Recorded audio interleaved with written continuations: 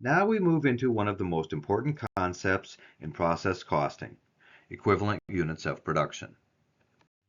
Equivalent units represent an estimate of fully completed units produced.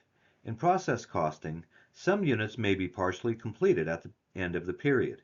Equivalent units allow us to convert partially completed units into the number of whole units they represent. The basic steps are: 1. Count partially complete units. 2. Convert them into equivalent units using percentage completion. 3. Add units started and completed during the period. Here is an example. Mott's Creamery has 50,000 gallons completed. They also have 1,500 gallons still in work in process, and those are 40% converted. Equivalent units equal completed units plus ending work in process units times percentage complete. So equivalent units equals 50,000 plus 1,500 times 40%. That equals 50,000 plus 600, or 50,600 equivalent units. Now we compute equivalent units separately for raw materials. This is important because raw materials may be added at a different stage than conversion costs. For example, in many food processing operations, materials are added at the beginning of the process, meaning raw materials are 100% complete even if conversion is not. Now we compute equivalent units for conversion costs.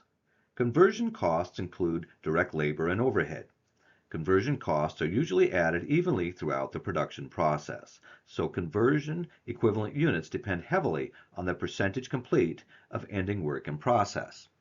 Notice for the work in process on July 1 came into the period 20% converted. So in July, 80%, the amount of effort needed to finish the units, was put in during July.